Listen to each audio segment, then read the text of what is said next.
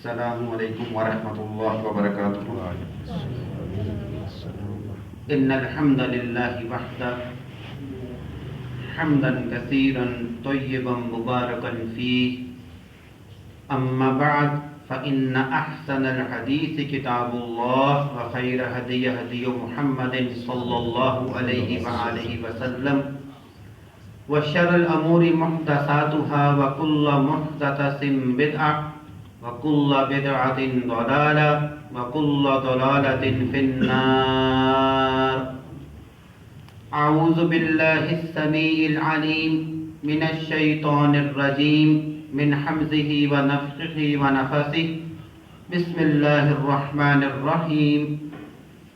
قل هو الله أحد الله الصمد لم يلد ولم يولد ولم يكن له كفوا أحد۔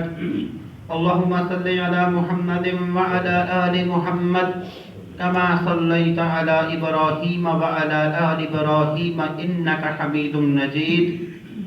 اللهم بارك على محمد وعلى آل محمد كما باركت على إبراهيم وعلى آل إبراهيم إنك حميد مجيد۔ أشهد أن لا إله إلا الله وحده لا شريك له وأشهد أن محمدا عبده ورسوله۔ اللهم أعني على ذكرك وشكرك وحسن عبادتك۔ ہر قسم کی تعریف، حمد و ثنا، بزرگی اور کبریائی اللہ تبارک و تعالیٰ کے لیے جو تمام عالمین کا رب ہے، اور اس کے بعد ان گنت لاتعداد بے حد و شمار درود و سلام ہوں جناب نبی کریم صلی اللہ علیہ وآلہ وسلم کی ذات اقدس پر، کہ جن کو رب تعالیٰ نے تمام عالمین کے لیے سراپا رحمت بنا کر بھیجا، اور اسی طرح ان گنت رحمتوں اور برکتوں کا نزول ان عظیم ہستیوں پر بھی ہو کہ جن کو رب تعالیٰ نے رضی اللہ کی القاب عطا فرمائے، یعنی کہ تمام صحابہ کرام رضوان اللہ علیہ اجمعین پر۔ سورہ البقرہ اپنے مختصر ترجمے اور تفسیر کے ساتھ جاری ہے، اور اس سلسلے میں ہم نے پہلی 5 آیات کی مختصر سی وضاحت اور تشریح رب کی توفیق سے سنی، کہ جس میں اللہ تبارک و تعالیٰ نے انسانیت میں سے سب سے عظیم، سب سے بلند، سب سے نیک اور سب سے اچھے لوگوں کی صفات کا تذکرہ کیا تھا۔ وہ 6 صفات تھیں، وہ ہم سن چکے۔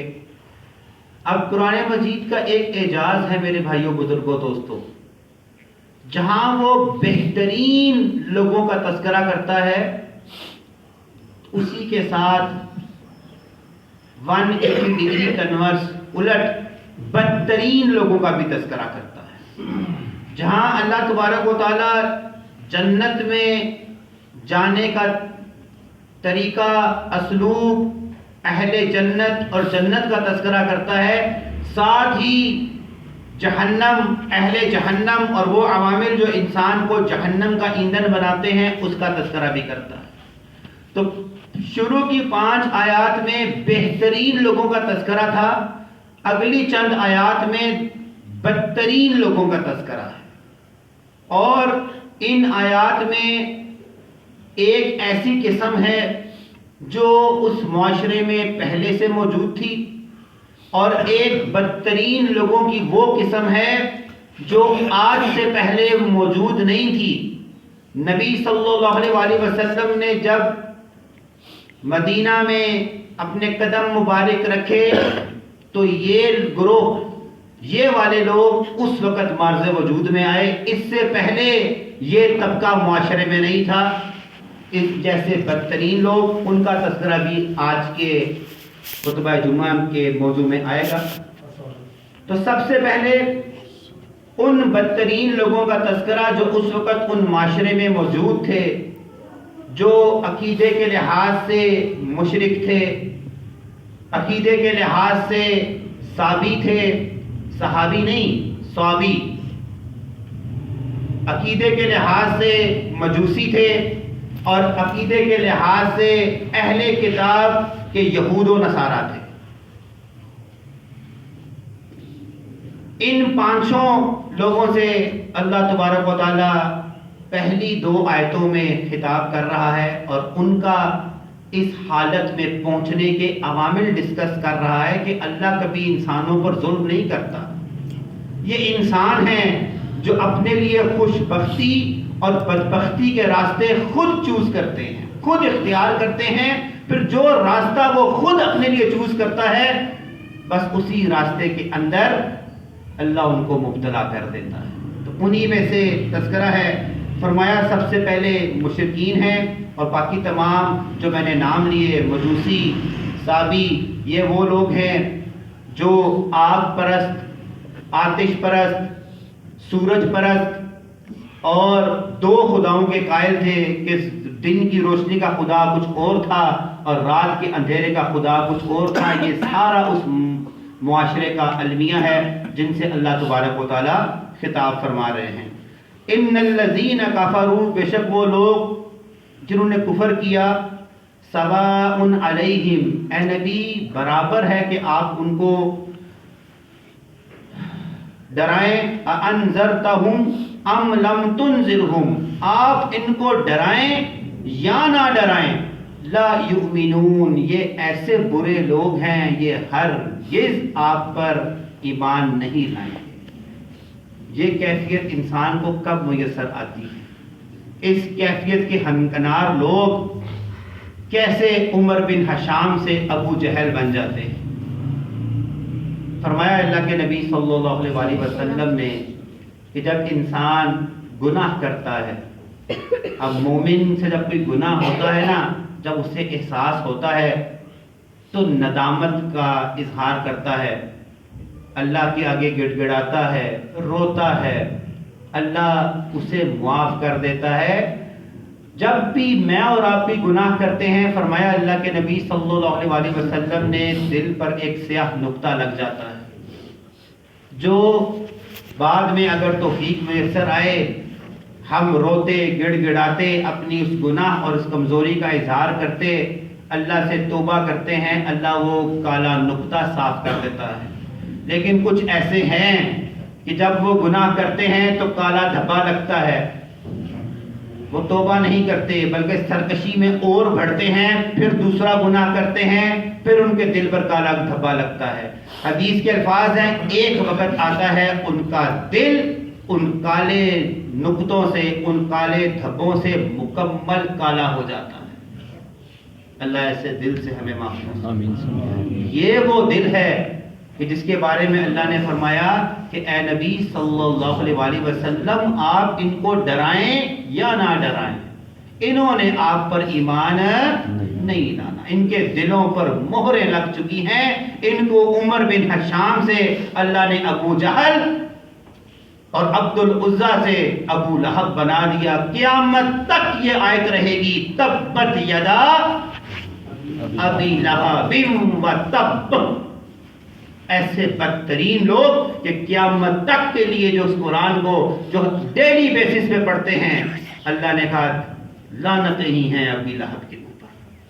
اور عمر بن حشام کتنا اچھا نام ہے، کیا کہلایا؟ ابو جہل، تمام جاہلوں کا باپ. یہ ان دلوں کا حال ہے کہ جب وہ اللہ کے احکامات سنتے ہیں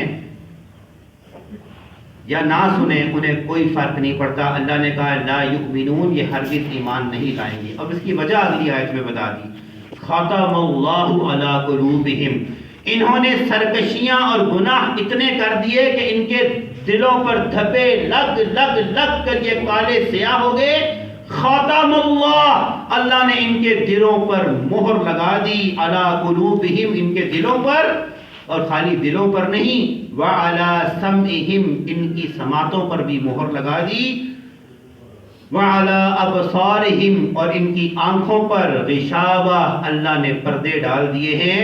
وَلَهُمْ عَذَابٌ عَظِيمٌ، ان جیسوں کے لیے بہت بڑا عذاب رب نے تیار کر رکھا ہے. ان کے دل اللہ نے مہر لگا دی، کانوں پر مہر لگا دی. کانوں پر مہر لگانے کا مطلب ہے دنیا کی ہر بات سنیں گے، لیکن اللہ اور اس کے رسول کی بات دین اسلام کے احکامات ان کے کانوں کے ذریعے ان کے دلوں تک پہنچ ہی نہیں سکیں گے. ایسی مہر ہے, دنیا کی ساری باتیں سن لیں گے, سمجھ لیں گے, انڈرسٹینڈ کر لیں گے, لیکن ان کو اللہ اور اس کے رسول کے احکامات سنائی نہیں دیں گے, سن کر انسنی کر دیں گے. ایسے پتھر دل کہ یہ قرآن یہ تو دلوں کو موم کرنے والی کتاب تھی, اللہ معاف کرے ان کے دل موم ہونے کے بجائے اور سخت ہو گئے. ان کی سماعتوں کے ساتھ بھی یہ حال, اور ان کی آنکھوں کے آگے رب نے پردے ڈال دیے. پردے ڈالنے کا مطلب یہ صبح دوپہر شام اللہ تبارک و تعالیٰ کی نشانیاں, اس کا کرم, اس کا فضل, اس کی نعمتیں, وہ ان کو یہ ڈیلی بیسس پر مشاہدہ تو کریں گے, لیکن ان مشاہدوں سے عبرت حاصل کرنے کی توفیق ان کو میسر نہیں آئے گی. ٹھیک ہے, تو اللہ نے کہا ان جیسوں کے لیے بہت بڑا عذاب ہے. اب آتے ہیں وہ بدترین گروہ جو آج سے پہلے, یعنی اس آیت سے پہلے نبی صلی اللہ علیہ وآلہ وسلم کے مدینہ مبارک میں تشریف آوری, قدم آوری سے پہلے دنیا میں وجود نہیں تھا. پھر یہ لوگ پیدا ہوئے. اس کے پیچھے, ان آیات کے پیچھے پورا ایک واقعہ ہے, شان نزول ہے. سمجھنا ضروری ہے کہ کیا وجہ ہے کہ یہ کون سے لوگ گروہ پیدا ہوئے, اس گروہ کا نام کیا تھا, اور اس گروہ کے بننے کی وجہ تسمیہ کیا تھی. آگے آپ سنیں گے اس گروہ کو قرآن نے منافقین قرار دیا ہے. ٹھیک ہے جی. مسئلہ یہ ہے, ابتدا اس گروہ کی ایسے ہوئی کہ جب نبی صلی اللہ علیہ وآلہ وسلم ہجرت کر کر مدینہ پہنچے تو مدینہ والوں نے نبی صلی اللہ علیہ وآلہ وسلم سے پہلے عبداللہ بن ابی بن سلول اس شخص کو منتخب کر لیا تھا اجتماعی طور پر کہ مدینے کی باغ دوڑ یہ سنبھالے گا, یہ مدینے کا پرائم منسٹر, یا آپ سمجھ لیں کہ مدینے کا حاکم جو ہے نا وہ عبداللہ بن ابی بن سلول ہوگا. لیکن جب محمد کریم صلی اللہ علیہ وآلہ وسلم مدینہ میں تشریف لائے تو پھر بلا کسی شک و شبہ کے اتفاق سے پورے مدینے نے یہ اعلان کیا کہ نہیں, محمد کریم صلی اللہ علیہ وآلہ وسلم وہ اسلامی ریاست کی بنیاد بھی رکھیں گے, اور اسلامی ریاست کی حاکمیت اس کو چلانے کے لیے حاکم بھی یہی ہوں گے. یہ بات عبداللہ بن ابی بن سلول کو چبھ گئی میرے بھائیوں بزرگوں. تو اس نے کہا نہیں, معاذ اللہ, یہ جو محمد آیا ہے نا صلی اللہ علیہ وآلہ وسلم, اس کے آنے سے میری بادشاہت ختم ہو گئی ہے. تکلیف میں آ گیا, کرب میں آ گیا, دکھ گیا اس کا دل اس بات کی. اب واضح طور پر تو انکار نہیں کر سکتا تھا, کیونکہ پورے مدینہ کے لوگوں اور مدینے والوں کا یہ اتفاق رائے تھی کہ محمد کریم صلی اللہ علیہ وآلہ وسلم وہ حاکم ہوں گے. اس نے کیا کیا, اس نے زبانی, صرف زبانی لا الہ الا اللہ محمد الرسول اللہ کا اقرار کیا. دل اس کا کیا تھا جی, کافر تھا.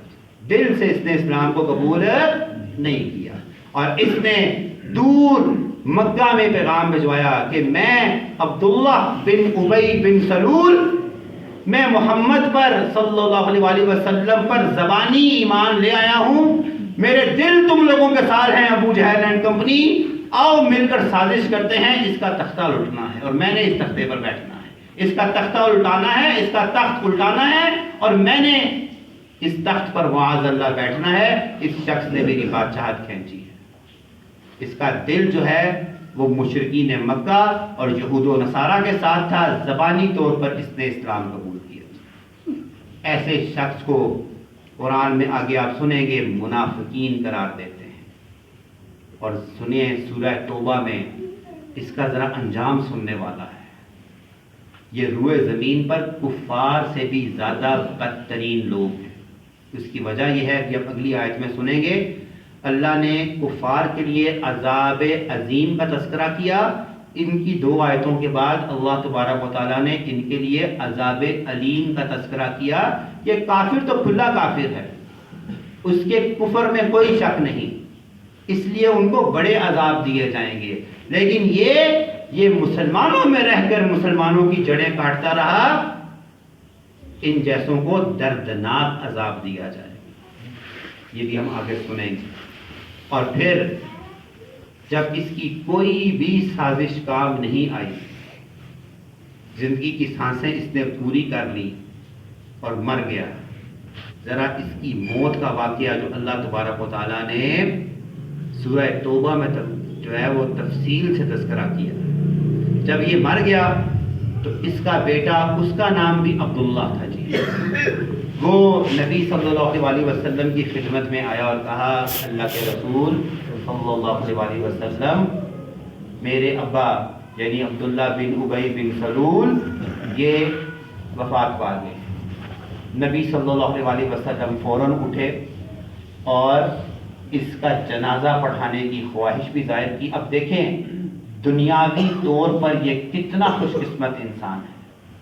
ہم لوگ سعودیہ جاتے ہیں نا عمرہ کرنے کے لیے، تو ہماری ایک کوشش ہوتی ہے کہ یار کسی طریقے سے خانہ کعبہ کا ہمیں کیا مل جائے جی، ایک ہم دھاگا لے لیں جی۔ کیوں لے لیں جی؟ او جی مرنا ہے تو میری وصیت ہوگی کہ جب میں مروں تو میری آنکھوں پر یہ دھاگا کا کر دیا جائے، رکھا جائے۔ اور آپ نے دیکھا ہوگا معاشرے میں ایسے لوگ ہیں کہ جب کوئی بھی فوت ہوتے ہیں وہ اپنا کفن مکے مدینے ساتھ لے کے جاتے ہیں، وہاں زمزم سے دھو کر آتے ہیں، اپنے کفن کو خانہ کعبہ کی دیواروں پر مس کرتے ہیں۔ ایسا ہے نا جی، وہ اس لیے کرتے ہیں کہ چلو ہم مر کر جب اس کفن میں لپیٹے جائیں گے تو چلو اس سے خانہ کعبہ مس ہے، یا میں اپنی آنکھوں پر خانہ کعبہ کا جو ہے وہ دھاگا رکھوں گا، ممکن ہے کچھ بہتری ہو جائے۔ یہ ہر انسان اپنی تگ و دو کرتا ہے نا جی۔ اب یہ ہمیں وہ دھاگا مل جائے نا تو ہم پھولے نہیں سماتے کہ یار میں نے بڑی ہمت سے خانہ کعبہ کا دھاگا جو ہے نا حاصل کر لیا ہے، یہ میرے ساتھ میری قبر میں جائے گا۔ اس پر ہم لوگ بڑا دلی اور قلبی اطمینان اپنے سوچ اور اپنی عقل کے مطابق سمجھ رہے ہوتے ہیں۔ دیکھیں یہ شخص جو ہے کہ دفن کس میں ہوا، نبی صلی اللہ علیہ وسلم جب اس کی میت پر پہنچے، مختصر سنا دیتے ہیں آپ کو واقعہ، اپنی چادر جس کو کالی کملی کہتے ہیں، اپنی چادر مبارک اتاری اور اس چادر میں عبداللہ بن ابی بن سلول کو کفنایا گیا۔ کتنا خوش قسمت انسان ہے۔ کس میں دفن ہو رہا ہے؟ نبی صلی اللہ علیہ وسلم کی چادر میں۔ جنازہ کون پڑھانے لگا جی؟ میں اور آپ نہیں، ابو بکر صدیق یا عمر فاروق بھی نہیں، رحمت للعالمین صلی اللہ علیہ وآلہ وسلم وہ جنازہ پڑھانے لگے۔ ظاہری طور پر کتنا خوش قسمت انسان ہے۔ اسی وقت سورہ توبہ کی آیتیں نازل ہوتی ہیں، اے نبی صلی اللہ علیہ وآلہ وسلم 70 مرہ، ایک دفعہ چھوڑ اے نبی صلی اللہ علیہ وسلم، آپ نے اس شخص کا اگر 70 دفعہ بھی جنازہ پڑھایا میں نے اس کو معاف نہیں کرنا۔ یہ ایسے بدترین لوگ ہیں جس کا جنازہ نبی پڑھا دے، جس کو نبی صلی اللہ علیہ وسلم کی چادر میں کفنایا گیا۔ اور ایک چیز میں بھول گیا، نبی صلی اللہ علیہ وسلم نے اپنا لعاب اس کے منہ میں ڈال دیا۔ 3 خوش قسمتیاں لے کے جا رہا، لیکن اللہ نے کیا کہا، اے نبی صلی اللہ علیہ وسلم، آپ نے ایک چھوڑ 70 دفعہ بھی شخص کا جنازہ پڑھایا نا، اللہ نے اس کو معاف نہیں کرنا۔ وَلَا تَقُمْ عَلَىٰ قَبْرِي، اور میں رب آپ کو حکم دیتا ہوں کہ آج کے بعد آپ نے اس کی قبر کے پاس سے بھی نہیں گزرنا۔ یہ بدترین لوگ ہیں جن کو منافقین کہا جاتا ہے، ان کا تذکرہ ہونے لگا ہے۔ اور ایک حدیث میں نبی صلی اللہ علیہ وسلم نے 4 خصلتوں کا، 4 بری عادات کا تذکرہ کیا ہے، اور حدیث کے الفاظ بڑے سخت ہیں جی۔ فرمایا اللہ کے نبی صلی اللہ علیہ وسلم نے، جس میں بیک وقت یہ 4 بدترین خوبیاں، خصلتیں ایک وقت میں شامل ہیں، جس شخص میں یہ 4 بدترین خصوصیات خصلتیں ایک وقت میں شامل ہیں، اس کے عملی نفاق میں اور عبداللہ بن ابی کے عملی نفاق میں کوئی فرق نہیں، اللہ کے ہاں دونوں برابر ہیں عمل کے اعتبار سے۔ صحابہ کرام کے تو سانسیں رک گئی تھی ہیں، فوراً استفسار کر لیا اللہ کے رسول صلی اللہ علیہ وسلم سے، بتائیں جی وہ 4 خصلتیں کون سی ہیں؟ واللہ آپ نے بھی سنی ہوں گی، کئی دفعہ سنی ہوں گی، آج ہم ان کو سمجھنے کی کوشش کرتے ہیں۔ کیونکہ میں اگر اپنی بات کروں نا تو کسی نہ کسی پہلو میں اللہ مجھے اور آپ کو معاف کرے، ہمارے اندر یہ خصلتیں رچی بسی ہیں۔ فرمایا اللہ کے نبی صلی اللہ علیہ وسلم نے، منافق کی سب سے پہلی صفت یہ ہے جب بھی بات کرے گا جھوٹ بولے گا۔ اور ہمارا حال کیا ہے میرے بھائیوں، بزرگوں، دوستوں؟ ہم چھوٹی سے چھوٹی بات پر بھی جھوٹ بولنے سے بے مقصد ہوتا ہے وہ جھوٹ بھی، لیکن ہم باز نہیں آتے۔ کیسے جی؟ ہم گھر سے باہر ہیں، فون آیا جی ابا جی کا یا کسی کا بھی، کدھر ہو بیٹا جی؟ ابا جی میں چوک وچ کھڑتا، ہم چوک میں کھڑے نہیں ہوتے۔ ابا جی بس میں 5 منٹ ہی پہنچیا، ہم 5 منٹ میں پہنچنے کے قابل بھی ہم اتنی چھوٹی ہوتے، ہم کہیں اور ہیں، فون پر بتاتے ہیں ہم کہیں اور ہیں، بس 5 منٹ میں پہنچے جی۔ اور ہمیں بھی پتا ہوتا ہے کہ 5 کیا، اگر ہم جہاز میں بھی سفر کریں تب بھی 10 منٹ لگ جائیں گے۔ ہم اتنی باتوں پر بھی بڑی آسانی کے ساتھ جھوٹ بول جاتے ہیں۔ میں اگر اپنی بات کروں، کل کا جو گزشتہ دن ہے نا، صرف میں آنکھیں بند کرتے یہ سوچوں کہ میں نے اس دوران جتنی باتیں کی ہیں اس میں کتنا جھوٹ ہے، تو مجھے اور آپ کو فوراً سمجھ آ جائے گی کہ ہم ایمان کی کس حالت پر ہیں۔ کہ اللہ مجھے معاف کرے اور آپ کو بھی معاف کرے، ہم سب کو معاف کرے کہ ہمارے اندر نفاق کی کتنی شرائط موجود ہے۔ فرمایا پہلی صفت ہے جب بھی بات کرے گا جھوٹ بولے گا۔ دوسری صفت، جب بھی وعدہ کرے گا توڑ دے گا۔ ہم بھی وعدے کرتے ہیں لوگوں سے، جناب ضرورت ہے یہ پیسے دے دیں، آپ کو 20 تاریخ کو مجھے کمیٹی ملے گی، تنخواہ ملے گی، XYZ جو بھی ہے اس تاریخ کو واپس کر دیں گے۔ واللہ پھر 100 میں سے 90 بندوں کی وہ تاریخ نہیں آتی ہوتی۔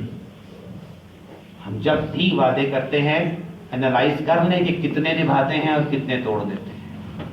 تو یہ منافقین کی دوسری نشانی ہے کہ جب بھی وعدہ، میثاق، قول یا قرار کرے گا اس کو توڑ دے گا۔ تیسری، جب بھی اس کے پاس کوئی امانت رکھوائی جائے گی وہ اس میں خیانت کا مرتکب ہوگا۔ امانت کی پاسداری وہ نہیں کرے گا، وہ خیانت کا مرتکب ہوگا۔ اگر اس سے کسی نے مشورہ بھی مانگ لیا ہے تو مشورہ بھی امانت ہے، وہ اس کو سیدھا مشورہ دینے کے بجائے یا تو الٹا مشورہ دے گا، یا اگر اس نے کسی نے کوئی ایسی بات کی تھی جو وہ چاہ رہا تھا کہ معاشرے کو پتہ نہ چلے، بس مجھے اس کا حل ملے، وہ اس کا ڈھنڈورا پورے معاشرے میں، اور بعد میں جب اسے کہا جائے یار تجھے میں نے ایک بات کہی تھی، تجھ سے ایک بات پوچھی تھی، تو نے تو میرا تماشا ہی لگا دیا، کہتا جی دیکھو جی سچ بولنے کا حکم ہے جی۔ واللہ سچ بولنے کا حکم ہے، سچ اگلنے کا حکم کہیں نہیں ہے۔ ہم سچ بولتے نہیں ہیں، ہم سچ اگلتے ہیں تاکہ اپنے فائدے کو حاصل کیا جائے اور دوسرے کی کسی کمزوری کا پتہ چل جائے اور اس کی جڑوں کو کاٹا جائے۔ وہ سچ بولا نہیں جاتا، وہ سچ اگلنا کہتے ہیں۔ فرق ہے اس چیز کے اندر۔ جب بھی امانت رکھوائی جائے گی کیا کرے گا جی؟ خیانت کرے گا۔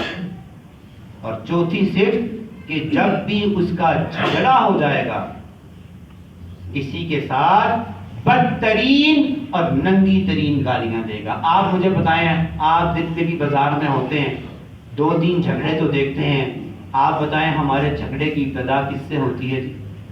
ایک ننگی ماں بہن کی گالی سے، اور جھگڑا ختم بھی انہی گندی اور ننگی گالیوں پر۔ ایسا ہے کہ نہیں ہے؟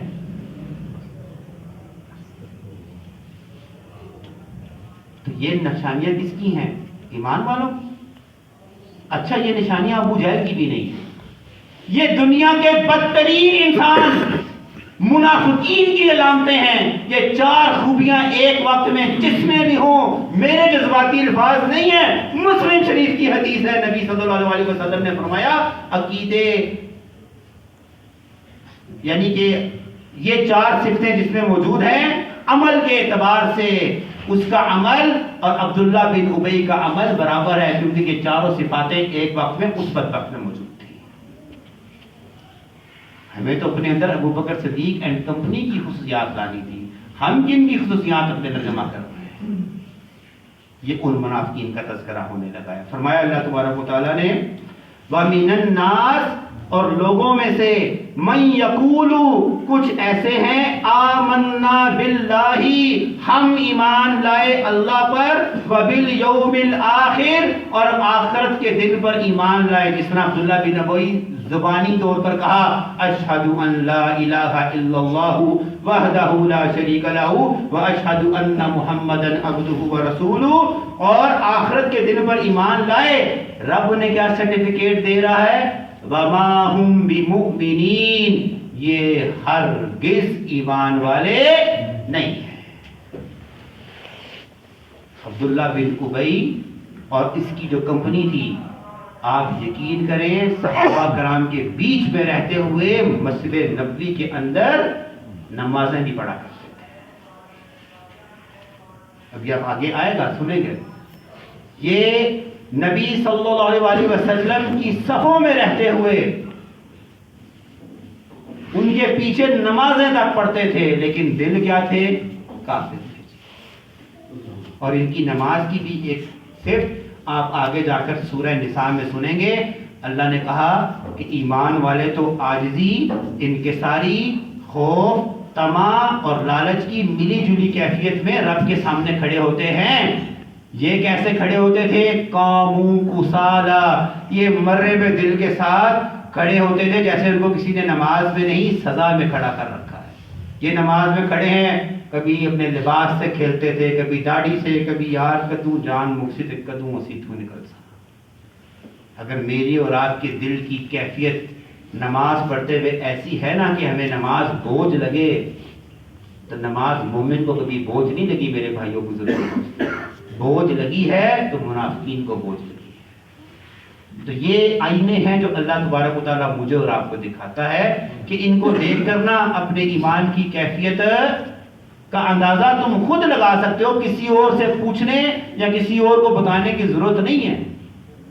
اپنی پڑھی ہوئی نمازوں کو احادیث مبارکہ میں لکھی ہوئی نمازوں کے ساتھ کمپیئر کر لو، سمجھ آ جائے گی کہ اللہ کے نبی کیسے پڑھتے تھے، صحابہ کرام نے کیسی پڑھی ہے اور میں کیسے پڑھ رہا ہوں۔ سب کچھ خود ہی دودھ کا دودھ، پانی کا پانی چھانٹ کر صاف ہو جائے گا۔ تو یہ ہے فرمایا کہ یہ آخرت کے دن پر بھی ایمان لاتے ہیں، ایمان اور اللہ پر بھی ایمان لاتے ہیں، لیکن رب نے کہا کہ یہ مومن نہیں ہیں۔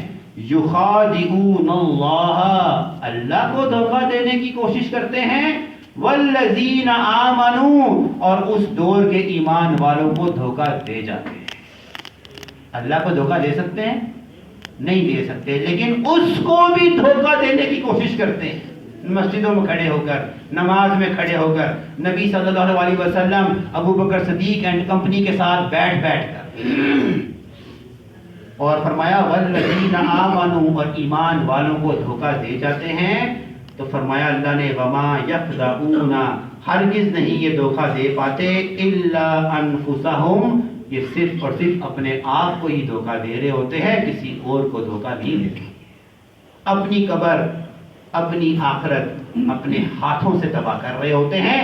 ان کی تکلیف سے یا دھوکے سے کسی کو شاید فرق نہ پڑے، اور اگر کسی مسلمان کو فرق پڑا بھی تو وہ صبر کر کر اپنے درجے اور بلند کر لے گا، بیڑا غرق یہ اپنا خود کر دیں گے، اپنے لیے جہنم کی آگ اور سنگین کر دیں گے، قبر کا عذاب اور سنگین کر دیں گے۔ تو فرمایا اللہ نے کہ یہ دھوکہ دیتے ہیں صرف اور صرف اپنے آپ کو، وما یشعرون، اور اس بات کا انہیں ادراک بھی نہیں، شعور بھی نہیں کہ وہ یہ کر کیا رہے ہیں، کس کو دھوکہ دے رہے ہیں، اپنے آپ کو دھوکہ دے رہے ہیں۔ دلوں کی کیفیت کا اللہ تبارک و تعالیٰ بتانے لگے ہیں فی قلوبہم مرض، ان کے دلوں میں مرض ہے، فزادہم اللہ مرضا، اللہ نے ان کا مرض کم نہیں کیا، اللہ نے ان کا مرض فزادہم اللہ زیادہ کر دیا۔ ہم جب بیمار ہوتے ہیں نا تو ہماری تگودو کیا ہوتی ہے؟ مزید بیمار ہونا یا شفا کی طرف جانا؟ شفا کی طرف جانا نا۔ تو اللہ نے کہا ان کے دلوں میں بیماری تو تھی، لیکن یہ اتنے برے لوگ ہیں، انہوں نے اپنے دلوں کی شفا کا علاج نہیں کیا، انہوں نے ایسے عمل کیے کہ اللہ نے ان کی بیماریاں کم کرنے کے بجائے ان کے مرض اور بڑھا دیے، یہ اور بد سے بدترین، بدترین سے سپر بدترین ہوتے چلے گئے۔ تو اللہ نے کہا، جو میں نے شروع میں کہا تھا وَلَهُمْ عَذَابٌ عَلِيمٌ، کافروں کے لیے اوپر کیا کہا تھا جی؟ عذاب عظیم، کافروں کے لیے تو بڑا عذاب ہے، ان کے لیے عذاب علیم، بڑا دردناک عذاب اللہ نے ان کے لیے تیار کر رکھا ہے۔ اور اس کا تذکرہ اللہ تبارک و تعالیٰ نے سورہ قاریہ میں کیا ہے، وما ادراک ما ہی نار حامیہ، جہنم کا جو سب سے نچلا طبقہ ہے، ان المنافقین فی الدرک اسفل من النار، ہم منافقین کو جہنم کے سب سے نچلے درجے میں جلائیں گے۔ وما ادراک ما ہی، تمہیں کیا پتا کہ حاویہ کیا ہے؟ نار حامیہ، یہ جہنم کا وہ طبقہ ہے جہاں سے جہنم کی آگ کو بھڑکایا جاتا ہے۔ اس میں صرف اور صرف منافقین ڈالے جائیں گے، کفار بھی ان سے ایک درجہ اوپر ہوں گے۔ یہ ہے دردناک عذاب اللہ کے ہاں، بدترین رسوائی، قبر میں بدترین عذاب، اور آخرت کے دن فیصلے کے بعد جہنم میں بھی بدترین ٹھکانہ۔ اللہ تعالیٰ مجھے اور آپ کو اور ہمارے بچوں کو، ہمارے گھر والوں کو ان صفات سے، ان خصلتوں سے محفوظ فرمائے۔ تو آج ہم یہیں پر اپنا جو ہے سبق ختم کرتے ہیں، بلکہ آخری 3 الفاظ ہیں، بیما کانوا یکذبون، اللہ نے کہا کہ ان کو عذاب علیم اس لیے دیا جائے گا، بیما کانوا یکذبون، کہ یہ تکذیب کرتے تھے، حق سنتے تھے اور سن کر انسنی کر دیتے تھے، سن کر یہ سن نہیں ہو گئے تھے، انہوں نے حق سن کر کبھی اپنے آپ کو بدلنے کی کوشش نہیں کی، انہوں نے تکذیب کی اللہ کی، انہوں نے تکذیب کی اللہ کی کتاب اور اس کے فرامین کی، انہوں نے تکذیب کی محمد الرسول اللہ صلی اللہ علیہ وسلم کے فرامین کی، تو اس بنا پر ان کو دردناک عذاب دیا جائے گا۔ دعا ہے جو سنا رب تعالیٰ مجھے اور آپ کو سمجھ اور پھر اس کے مطابق ہمیں عمل کرنے کی توفیق عطا فرمائے۔ جس توحید کا ہم نے اقرار کیا ہے، اے اللہ زبان کے ساتھ ہمارے دلوں کو بھی اس توحید پر گامزن فرمائے، ہمیں بھی مومنین کی طرح دنیا میں زندہ رہنے اور ہمارا انجام بھی مومنین کی طرح ہو، اور ہمیں نفاق کی ایک بھی خصلت سے اللہ ہمیں محفوظ فرمائے۔ وَقُولِ قَوْلِي هَٰذَا أَسْتَغْفِرُ اللَّهَ وَأَتُوبُ إِلَيْهِ۔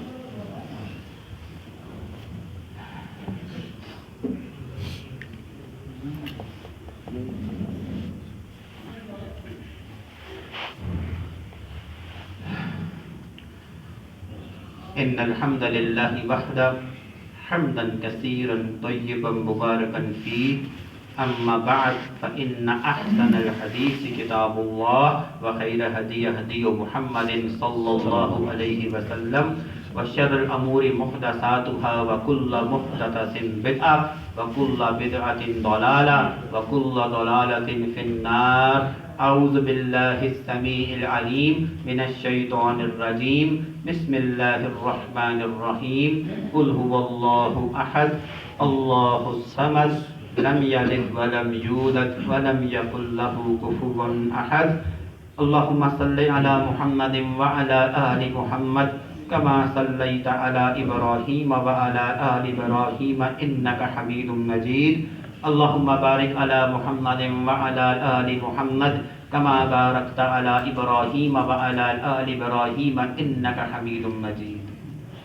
آخری 3 منٹ میں، کیونکہ آج کے خطبہ جمعہ کا خلاصہ جو سمجھ آتا ہے کہ نفاق جسمانی بیماری نہیں، روحانی ایسی بیماری ہے جس کا تعلق میرے اور آپ کے دل سے ہے۔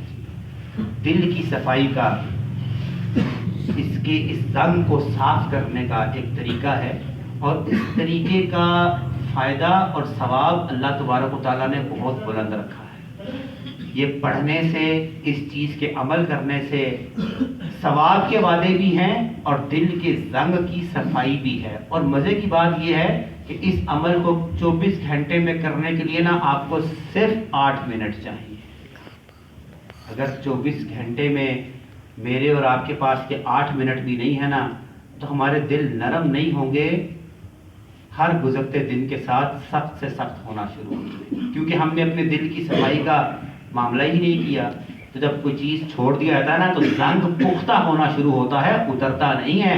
زنگ کو کھرچ کھرچ کے اتارنا پڑتا ہے، چھوڑ دیا جائے نا وہ رکتا بھی نہیں ہے، وہ ڈیلی بیسس پہ بڑھتا رہتا ہے۔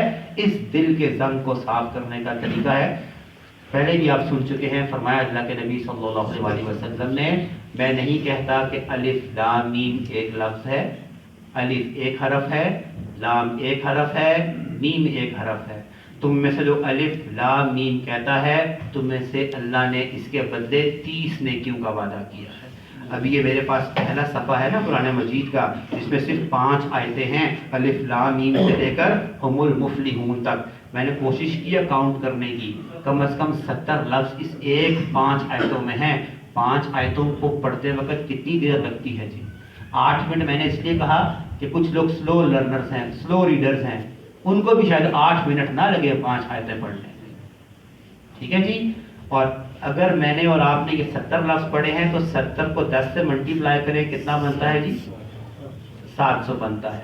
میری عمر 43 سال ہے، اللہ آپ کو بھی زندگیاں اور عافیت عطا فرمائے۔ مثال کے طور پر آپ اگلے صرف 10 سال اور زندہ رہتے ہیں، مثال کے طور پر اللہ آپ کو لمبی زندگیاں، برکتوں والی زندگیاں عطا فرمائے۔ لیکن سمجھانے چلے میں اپنی بات کرتا ہوں کہ اگر اللہ نے مجھے آگے 10 سال خالی اور زندہ رکھنا ہے، اور اگر میں 10 سال 365 دن ایک سال کے ہوتے ہیں، اس کو 10 سے ضرب کروں تو یہ 3650 دن ہیں، اور ہر دن میں نے 700 نیکیاں کمائی ہیں، تو یہ کروڑوں تک چلی جاتی ہیں نیکیاں، جو قیامت کے دن جب میں اور آپ مر کر آئیں گے نا اللہ کے سامنے، انشاءاللہ تعالیٰ میرے اور آپ کے میزان کو، نیکی والے میزان کو بھر دیں گی انشاءاللہ۔ لیکن اگر ہم نے یہاں پر کوتاہی کر دی نا، اس چھوٹے سے عمل سے 10 سال جو اگلے گزاروں گا نا، میں وہ گزاروں گا نہیں، وہ کاٹوں گا۔ دوسرے الفاظوں میں نے وہ 10 سال ضائع کر دیے، 43 تو ضائع ہو چکے، اگلے 10 بھی کیا ہو جائیں گے؟ ضائع ہو جائیں گے۔ چھوٹا سا عمل ہے، اپنی زندگیوں میں 24 گھنٹوں میں یہ صرف 5 سے 8 منٹ لے آئیں۔ یہ میں صرف مثال سے سمجھا رہا ہوں، آپ کے پاس تو ماشاءاللہ اچھا وقت مل سکتا ہے، آپ ایک صفحے کے بجائے 2 بھی پڑھ سکتے ہیں، یہ وعدے بڑھتے چلے جائیں گے۔ فائدہ تو ثواب کا سمجھ آ گیا، اس سے میرے اور آپ کے دل کا زنگ، جسے منافقت کا زنگ کہتے ہیں، اس کا صاف کرنے کا وعدہ اللہ نے اس سے پڑھنے اور اس پر عمل کرنے کے ساتھ رکھا ہے۔ بس یہ بات اگر مجھے اور آپ کو سمجھ آ جائے، میری اور آپ کی زندگی کی نوک پلک درست ہو جائے گی۔ اللہ تعالیٰ ہمیں آسانیوں والے معاملات فرمائے، جو لوگ بیمار ہیں اللہ تبارک تعالیٰ ان کو شفاء کاملہ عاجلہ عطا فرمائے، جو لوگ ہمارے فوت ہو چکے ہیں ایمان کی حالت میں، اے اللہ ان کو قبر کے عذابوں سے محفوظ فرما، ان کی قبر کو جنت کے باغوں میں سے بھی ایک باغ بنا، اور قیامت کے دن جب فیصلے ہوں اے اللہ ہمارے فوت شدگان کو اور ہمیں جنت الفردوس میں اعلیٰ مقام عطا فرما۔ جو لوگ قرض کے عذاب میں ہیں، دلدل میں ہیں، اے اللہ اپنے خزانوں سے ان کی مدد فرما۔